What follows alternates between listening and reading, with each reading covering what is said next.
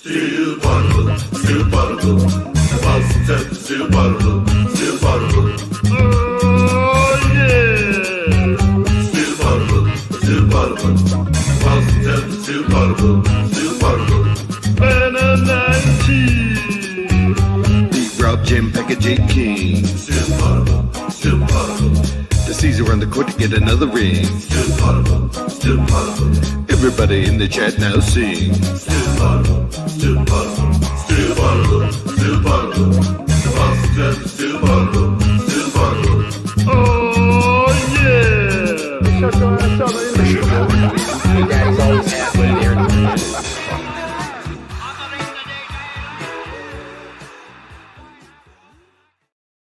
What's up, everyone? Welcome back to another edition of Still Potable. My name is Brian Robb, joined by the kid, Jay King. This is a free episode of Still Potable, for which you can find on the CLNS YouTube and wherever you get your podcast. And it's brought to you by Prize Picks. Use code CLNS and get $50 lineups whenever you play your first $5 lineup. If you want to get Still Potable every single day, make sure to check us out at patreon.com/stillpotable.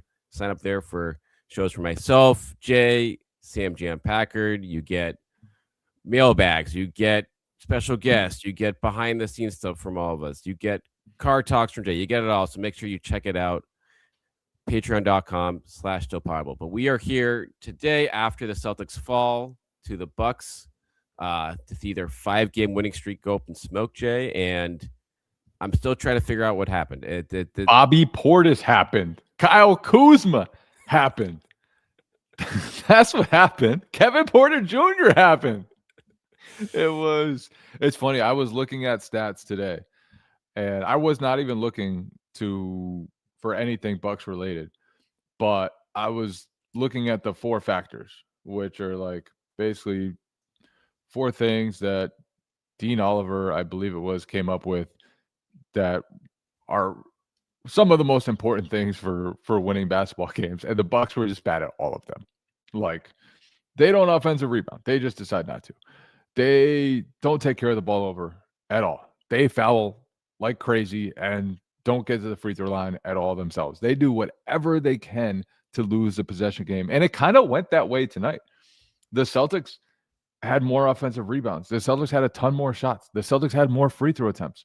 The Celtics just did not shoot nearly as well as the Bucks did. So all the math went the Celtics' way, but Bobby Portis got hot. The Celtics missed 16 threes in a row, and that's how it goes sometimes. Yeah, it was, again, I don't know. That was like Bobby Portis. We've seen Bobby Portis go nuts like that before. It just feels like it's been a long time.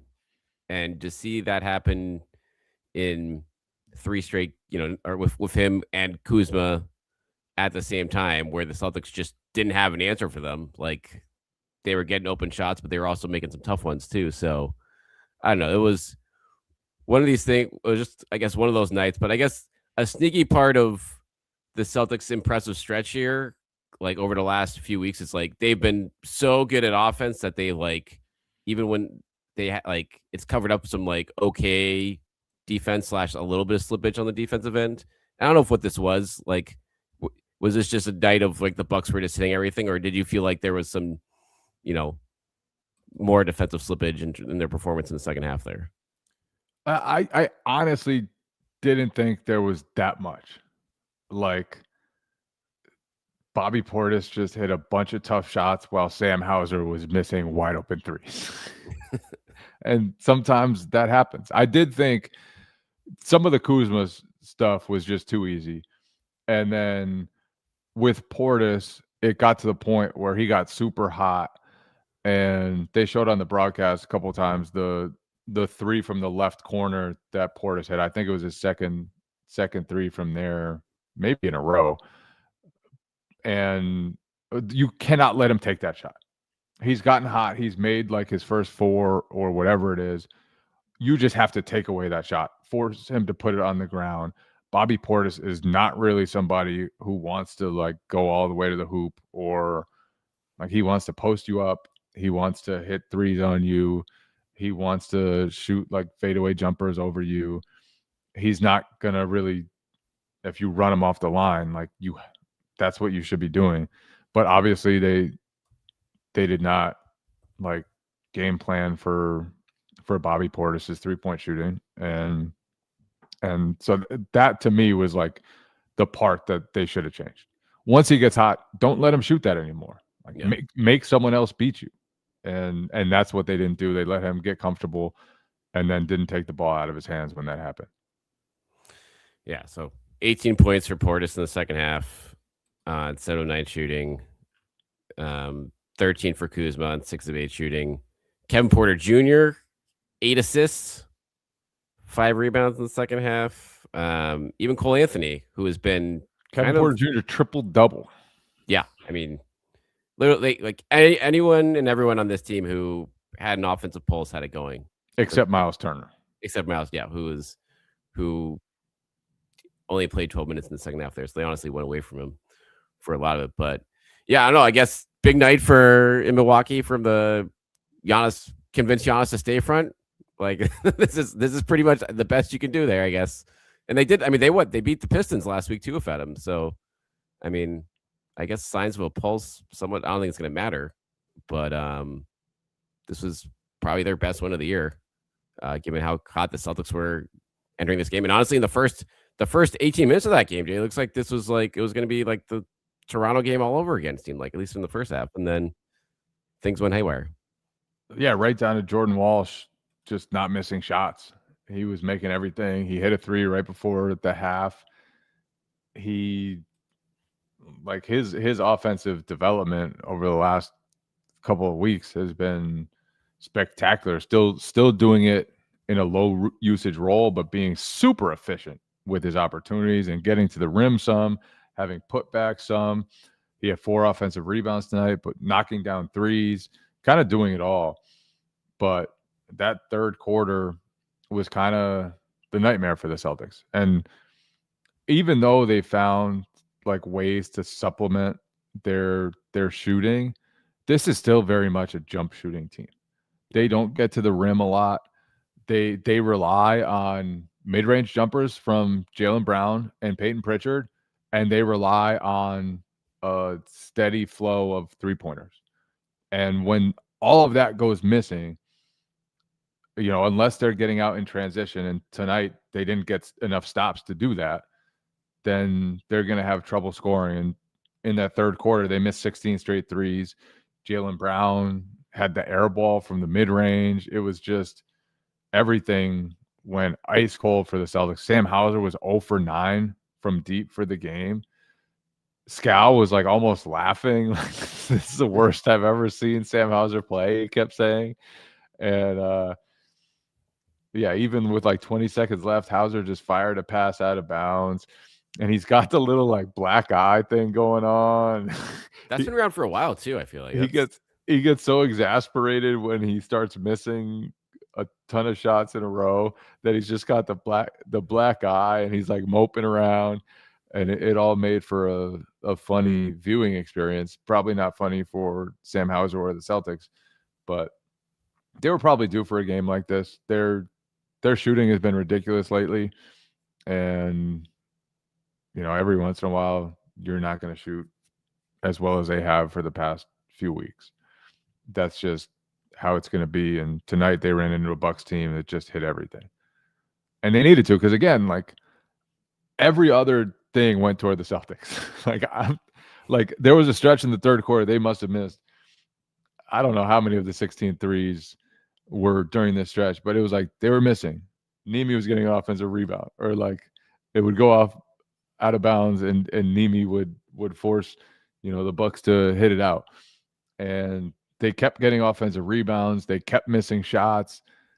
They kept working. I didn't think they stopped working tonight. It was just a game where shots didn't fall, and they weren't able to produce much of anything at the rim. And that's just how it goes sometimes. Like, I wasn't appalled by tonight's Celtics effort, even though they got cracked in the second half. I just kind of felt like it was just one of those nights where they try to get good shots, and sometimes you miss them. And the way this team is built, Like, yes, they do win the possession game. They take care of the ball super well. They crash the glass very well. But when you're a jump shooting team, sometimes you're just going to go cold and it's going to look pretty bad. And that was just what happened. Yeah, again, when the Bucks really got on in transition off all those misses in the second half, and Kuzma was a runaway train on a bunch of those, but just up and down the Bucks. I mean, Pritchard did not make a shot in the second half. We know Hauser was 0 for 10 on the night. Derek White missed a bunch of open ones, and Jalen was 5 of 12. I don't know. I feel like, and he had all sorts of stuff. I mean, we can get to this a little later, but him versus Portis, him versus Kuzma, those guys were yapping all night versus long. Porter Jr. Right. And I don't maybe that got the Bucks going in this the first half. I don't know, because it looked like they were kind of sleepwalking early again, and then I guess once Portis was pretty good right away, but once Kuzma came back in the game in the second quarter, that's when it seemed like they really got going. Yeah, and those guys, they're fiery. Like Bobby Portis is just a fiery dude. And he can ride the emotional roller coaster. Sometimes it's good for his team, sometimes it's bad. Tonight, it was great. He was hitting shots, getting in Jalen's face. Jalen shoved him. Portis got tech, but everyone was fired up. It got the crowd really, really into it. And Kuzma, he was chirping even early on. There was, I didn't recognize this on the broadcast, but there was a clip circulating on Twitter of Kuzma telling Jalen that this is not a stream. Like sweet trash talk, man. This is not a stream. Jalen should have been like, shut the fuck up. You're Kyle Kuzma, bro. So yeah, but Portis can be really feisty, and they kind of fed off that energy, I felt like. But they were all feisty. Kuzma was feisty. Porter Jr. was feisty. And as bad as they've been lately, I was looking at this, they were 2-10 in their last 12 entering tonight, and they were shooting 40-something% from three. So they've been shooting really well as a team. And tonight they continued that. And just Celtics 3 for 26 from the three in the second half, 12 for 46 from the field. That's really tough to do. Really tough to do. And they were due for one of these. This was they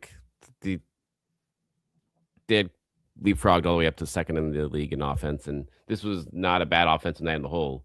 When you look at beyond the shooting, when you look at the other numbers, you went over, but it was weird just to have a cap in this game where you're coming off of 3 days off. This looked like more of a layup matchup once Giannis got out of the lineup, but that's what the NBA is at this point, and this is obviously a very motivated team that they're facing off of right now. And Doc Rivers, I'm sure, has gotten in their ear in the last few days as everyone's had a chance to practice and regroup. But I do think, though, can we just talk about Jordan Walsh a little bit more before I think I just did the numbers for December for MJ right now. Do you want to guess what he's shooting from the field? 88%. 81. Overshot by just a little bit. What about 3-point range? 88%. 75. What a ridiculous slash line. And that's with actually taking, I think he's averaging 4 attempts per game in December, of that stretch. So it's gotten, and this is something that I don't know if we're going into now.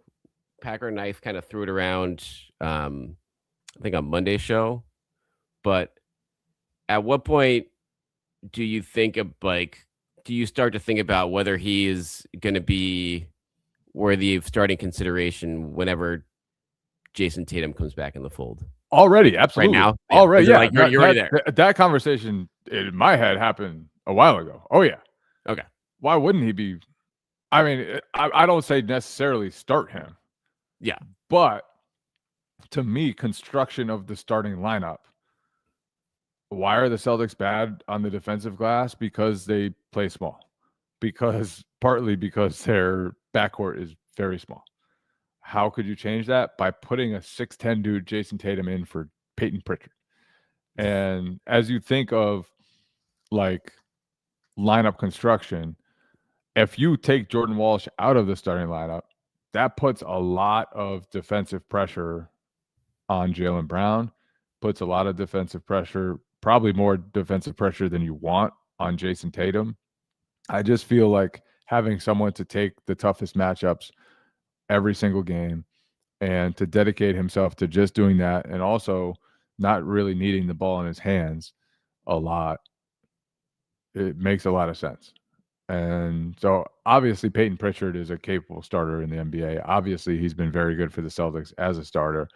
Obviously it would be difficult to put him back to the bench, but and if you look at it in a vacuum, like Peyton Pritchard is the more impactful player, but basketball is not played in a vacuum. And I think just Walsh's tools, his size, his defense, his like all of it could make a lot of sense to keep in the starting lineup even after Tatum returns.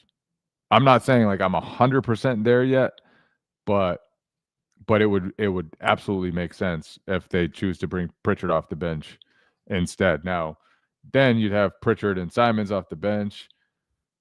Maybe a trade. I don't know. We'll get to that in a second. All right, but yeah, let's touch on that a little more in a minute here. But first, let's hear from our sponsor, Prize Picks. This episode is brought to you by Prize Picks. It is the holiday season, the best time of year for sports. Bowl games, basketball matchups, playoff pushes, it's all happening at once. And while you and I are out here making decisions every day, what gifts to buy, what to eat, which game to watch, there is one place where it feels good to be right, Prize Picks. Now, on Prize Picks right now, there's a lot of cool stuff that they're adding to the fold. I love that they have something that you're doing called injury reboots. If you do a pick and someone gets hurt, you're able to get a reset there. A new feature is also early payouts. If your lineup gets off to a hot start, you may now have the option to cash out those winnings before the game is even finished. And on Prize Picks, it's always straightforward. You don't have to spend a lot of time calculating what your payouts are. It makes it easy with their payout multipliers, whether it's a simple 3x or a big 2000x. Prize Picks makes it easy to understand how much you can win. So you can download the Prize Picks app today. Use code CIONES to get $50 in lamps after you play your first $5 lineup. That's code CIONES to get $50 in lineups after you play your first $5 lineup. Prize Picks. It's good to be right. All right. So going back to the like Walsh, sorry, I'm completely with you in terms of where you're at and what probably makes the most sense. Is that something like do you worry about with Pritchard at all? If they go down that road, like, is he going to feel not like slight, like he's obviously going to be playing plenty of minutes if they go that route, but like, is there a case still for Pritchard of being like, listen, he's the more proven commodity right now. He's like, we just like, we don't want to take that away from him in the middle of a year like this, where we want to see what he can be as a starter regardless. Yeah, I think that factors into the conversation. The other factor in this is like, it's not just that he's a proven commodity. He's really freaking good. Yeah. And he's advanced to his phase in his career where he probably deserves to be a starter. He's averaging 17, 5, and 4. He's only started to shoot the ball well, after a slow start, despite what he did tonight. And like he's just really good. He's really impactful. He helps you win. And if you want to stick with Peyton Pritchard next to Derek White, have Jordan Walsh come off the bench, it might work. It would work. It would not might work. It would absolutely be a good lineup to have Jason Tatum next to Jaylen Brown, Derek White, and Peyton Pritchard. Like there's just no doubt that would work. But I do think, especially with Tatum coming back from injury and Jaylen Brown, the usage that he's had, the heavy minutes that he's had to play, the difficulty of his role so far, and like just having somebody to make those guys' lives easier by guarding people, by rebounding, by doing all the dirty work and only doing the dirty work, that could really help accentuate everything else. So I think Walsh has played himself into that conversation, and it's going to be something that I'm sure Joe will think about very, very hard. And at first, it might be you bring Jason Tatum off the bench for a while. He might be coming off the bench the whole year, the rest of the year, the whole season, assuming he does come back this season, because you're playing him limited minutes, because he's not 100% right yet, because, like, I don't know how many minutes he'll play, but probably won't be a full minute load at any point this season, I would guess. But so yeah, I don't know who will start. Like if Tatum is on, a steady count for a long stretch / all of it like that, and especially like if he comes back to play 20 or 25 minutes per game, I'm picking a random number that could potentially be it. Like, would you put him in the starting lineup? I don't know. I might want him to be with the bench. Tatum plus bench units have always been amazing. That's a good point. They've always been amazing. Plus, the starting lineup has been literally the best lineup in basketball, with Jordan Walsh in it, and with Nemi, and with Peyton Pritchard and Derek White. The best. Tim's got to earn his spot back. He's got to earn his spot in the starting five back. I mean, let's be straight. I'm not saying that. You give him a starting spot whenever he's ready. But if he is playing 20 to 25 minutes a night, and you have to, divvy up those minutes wisely, I think there's a case to be made that he might have more opportunities and a easier way easing himself back in if he plays more with bench units and has everything run through him like it used to. Whereas if he comes back physically compromised to some extent, it could screw things up for the Celtics to some extent. Like, I just think there's going to be a lot to think about for Joe Mazzulla when Tatum gets back. Yeah, it's a fascinating. I mean, and we're talking about this now since obviously we've been a lot of Tatum talk this week, understandably so, with the videos who've been out there that, as you covered yesterday. But it is like the dynamic of this stuff. It's worth talking about now because like so much has changed even in a month. And I mean, it's wild that we're even having these type of Jordan Walsh's conversations, but he's been that good and that consistent over this stretch where I'm honestly excited to see the prospect of like the defensively, like Walsh, Brown, Tatum line. It's just like that for a team like tonight where they looked, you're getting overpowered at times in the second half there by Kuzma and company like that. You change that. You totally flip that on its head when you have a lineup like that out there next to Nemi and Derek White. So that part of it is just like whatever role Tatum's in, like to be able to roll that out there at some point during this year, and obviously far beyond this year, is a very enticing proposition for the future here for this defense. Now, if Walsh is going to be a career 80% shooter, then I mean, forget about it. And it goes beyond Jordan Walsh too.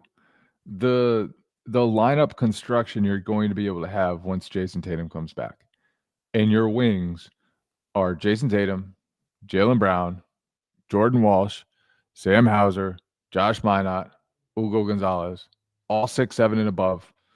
Most of them very athletic, long, able to play defense, able to play offense, able to help on the glass. Like, they're going to have tons of versatility. They are going to have size and athleticism and youth everywhere.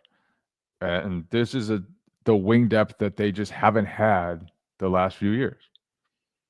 They could have used it. Jalen said it, I think, in preseason. He was talking about Josh Minot. He's like, we could have used a guy like that the last few years. They could have. Instead, they played a ton of minutes to their main guys. Hauser was always super dependable, and they got away with not having any other wing outside of really Brown. And like Drew Holiday could slide up and pretend to be a wing, even though he's really a guard. And you could get away with it, but I think this is going to be defensively the most versatile group and the most athletic group they've had in a long time.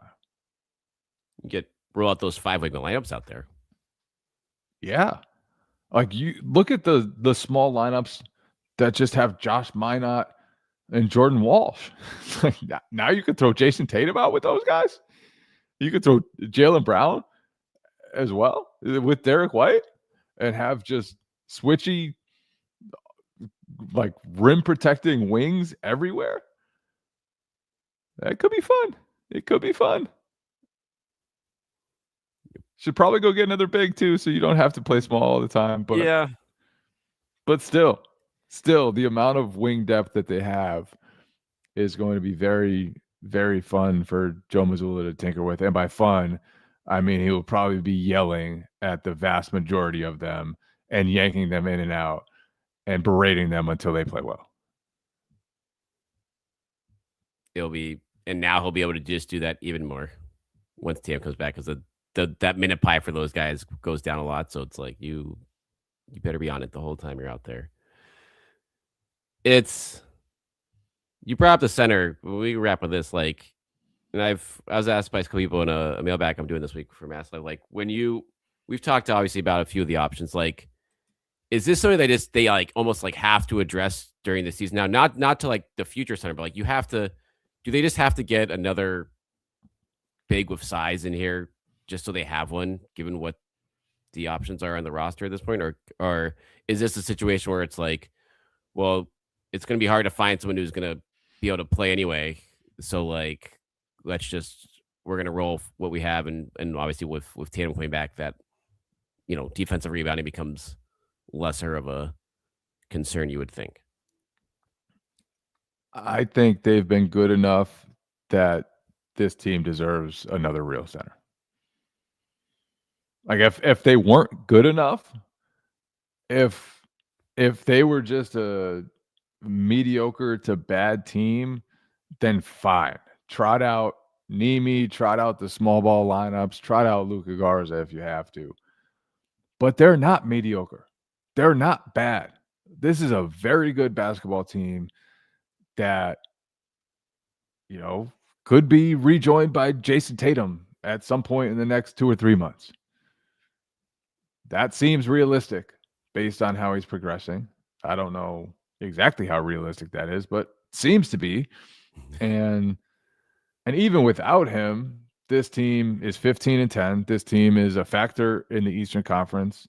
This team could be just a top 6 playoff team without Tatum, and they deserve another big. And I don't know if they'll get it, but they should be going after one, because even if you don't get one now, you're going to need one next year when Tatum's back and closer to full strength. You can't just, as good as the small ball lineups have been, you can't rely on that as like a regular formula. You have to have other options. You cannot go into the playoffs and expect to win if you have Nemi and wings, because there's going to be a matchup where you're going to have to play bigger, and Nemi can only play a certain amount of minutes. And if you, God forbid, Nemi gets hurt. Yeah. So you need more center depth, whether it's now or later. So there should be an urgency from the front office, and I'm sure there is, to go out and get someone, whether it's an upgrade on Nemi or someone about Nemi's talent level to give the Celtics, 48 minutes of competent centers. Whatever the case, you need to get an upgrade. You need it. I agree. John, John K. chiming in. I think Rob Williams is coming back for this season. I don't think that's gonna be the guy here, but and I'm 100% with you in terms of like they owe it to this group at this point to do this. And the question is like, can you find the guy for now in the future? Like just make that move that's out there now, or is it a short-term fix, like someone a good guy at a minimum for the rest of the season, or someone on a contract that you can, if you're going to move Simon's money or move Hauser's money, like get someone in the door as part of that deal that kind of checks off that box while accomplishing whatever goals the front office needs to hit when the trade deadline arrives as far as balancing the books. So that is it's kind of wild that we're having that conversation, Jay. We're like being like, that's probably the last thing we would have thought. But yeah, this would not be a season where you need to buy that's worth buying for the now. But the interesting thing is if they'll be able to kill two birds with one stone. Shoot the moon. Yeah, shoot the moon, kill two birds with one stone, and get under the luxury tax while adding a big. Because that would be the dream. Mike Zero would probably be doing cartwheels around the TD Garden if they check that. It might not be feasible. It would certainly be difficult. It would certainly take draft capital to get to cut that much salary while adding a real big. But that should be the dream right now for the Celtics because they're very clearly good. They're very good. They have a chance when Jason Tatum gets back and gets to full strength or close to full strength, whether it's this year or next year, they're going to look like contenders at some point. As long as they have a big. They need that big. And the Eastern Conference, this might be as weak as the Eastern Conference gets. Now that, you still got a lot of problems out west waiting for you, so it's not like that's the ultimate goal here regardless. Zubats! Yeah, another loss for the Clippers tonight. So that's a team to keep an eye on. Not just him. Harden, Kawhi. I wonder if they really hit the blow it all button there. Even though they don't have their picks, so they wouldn't necessarily be doing it for that. But if the team just sucks anyway, you want to get something for those guys regardless, up and down the lineup. That'll be a team worth watching in the Western Conference. I think that's going to be it for us, Jay. We will be back with you guys next week ahead of the team's matchup with the Pistons. You can, again, check out all our free shows, Spotify, Apple, as well here on the CLNS YouTube. And if you want to get shows from us every single day, beyond the 2 days a week that we're free here, again, check out patreon.com/stillpotable. Season's going to be really fun to watch here. A lot of fascinating subplots that we've started to go over here. We'll be diving into them every single day the rest of the way. We thank you guys all for listening, and we will talk to you next week. Still bottle, the boss, still bottle.